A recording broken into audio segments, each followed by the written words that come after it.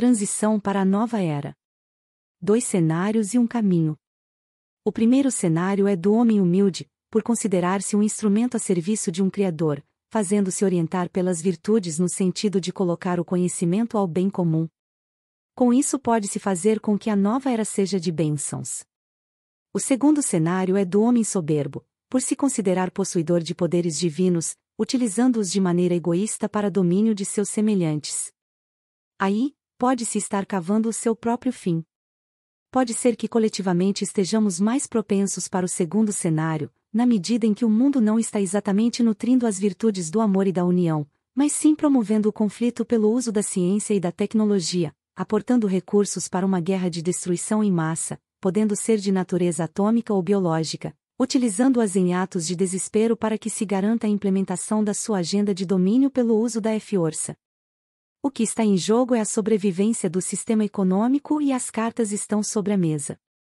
Os últimos eventos, com a eclosão da guerra entre a Rússia e a Ucrânia e a suspeita crescente da existência de laboratórios realizando pesquisas de ganhos de função para a modificação genética de patógenos para ampliar sua patogenia aplicadas para fins bélicos, abrem-se cenários que se aproximam de desfechos nada agradáveis conforme as visões de João no livro do Apocalipse, ou do Armagedon 11, 40 e 45, ou ainda de Gog e Magog em Ezequiel 38.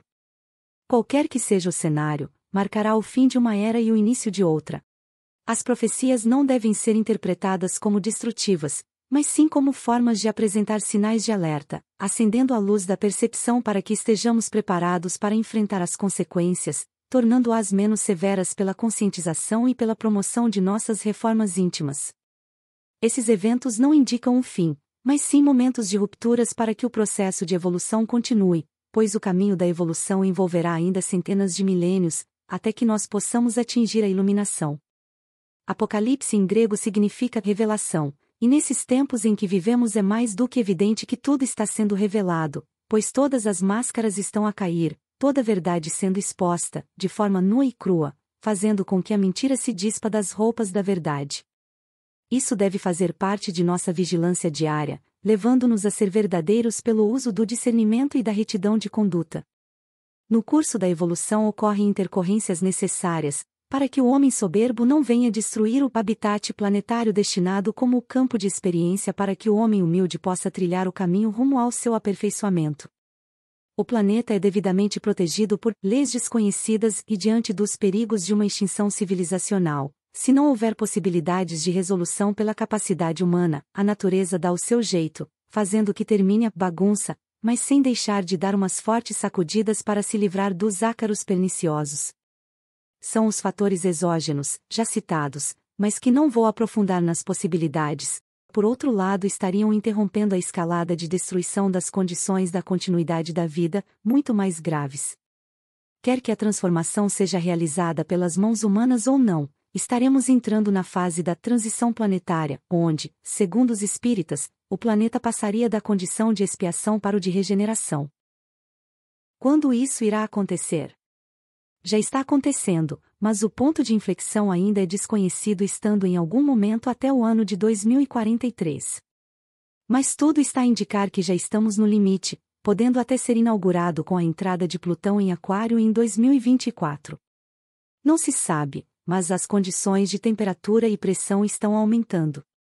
No livro Roteiro de Emanuel e psicografado por Chico Xavier, publicado em 1952, quando o planeta tinha 3 bilhões de habitantes encarnados, é dito no capítulo 9 que existem 20 bilhões de almas, conforme trecho extraído do livro.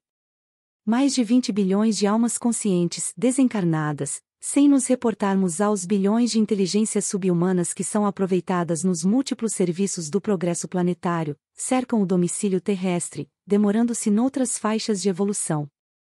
Algumas vertentes da teosofia, por outro lado, estimam que a cadeia evolutiva da Terra possa abrigar 60 bilhões de almas. Mas qualquer que seja o número total de almas, existem muito mais almas desencarnadas do que encarnadas e isso nos coloca uma perspectiva interessante, pois somos privilegiados em poder viver esses momentos que são muito raros na trajetória das almas, razão pela qual devemos ser gratos e fazer por merecer pela oportunidade. Dentro desse número expressivo de desencarnados, naturalmente existem almas em estágio evolutivo mais avançadas do que outras. Como o planeta está passando para um estágio maior de evolução, supõe-se que muitas dessas almas já começaram a se reencarnar a partir da virada do milênio, estando algumas em idade de mais de 20 anos e outras ainda crianças de tenra idade. Na medida em que o tempo for avançando, outras mais evoluídas virão a povoar a Terra dentro de novos padrões espirituais. Há de considerar que esse processo possa ser também gradual, não impactando necessariamente em rupturas severas. Essa é uma possibilidade. Mas como ainda é grande o contingente de almas que aqui continuam presas aos condicionamentos dos desejos, as suas oportunidades para se redimirem estão se esgotando pela exiguidade do tempo. Se não se conscientizarem, poderão perder suas janelas de evolução, ao menos no nosso planeta Terra da regeneração, pois, pela força de seus karmas a continuarem em suas vibrações densas, são atraídas para outros ambientes mais atrasados de evolução, mesmo exteriores de nosso próprio planeta. É sabido que existem muitas moradas. No início da nossa cadeia terrestre fomos receptores de almas de outras cadeias como a lunar e a de Vênus, dentro dos ensinamentos teosóficos, ou de Capela, na visão espírita.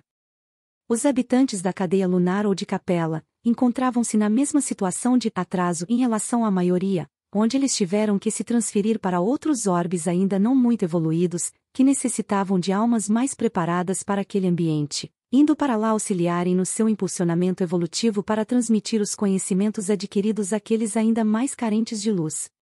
Uma migração entre mundos ou planetas, ainda que esses planetas sejam formados de matéria etérea dentro do próprio sistema solar, não estaria descartada. A literatura teosófica, por exemplo, trata dessas questões mencionando que esse processo se dá no início de cada cadeia, que envolve éons de existência, mas se mantivermos a mente aberta, creio na possibilidade da ocorrência desses processos migratórios intermediários. Não afasto a ideia de que temos períodos dentro de períodos e mesmo estando na idade dos vícios ou do ferro podemos ter eras douradas dentro do período do Kali Yuga, pois esse período compreende 432 mil anos, sendo que trilhamos um pouco mais de 5 mil anos. Todo este momento em que vivemos é de suma importância, pois são chegados os tempos das colheitas. Somente se descobre o joio quando se debulha o grão. Debulhar é desnudar, para mostrar o que se tem por dentro. O joio é muito semelhante ao trigo. Crescem juntos. A casca é a mesma. Daí a dificuldade em saber o que é um e o que é outro. A separação entre os dois se dá quando se tira a casca, pois o joio nada tem em seu interior, enquanto que o trigo fornece o pão, o alimento da vida, pois o que nos diferencia é a nossa essência. Não a vestimenta.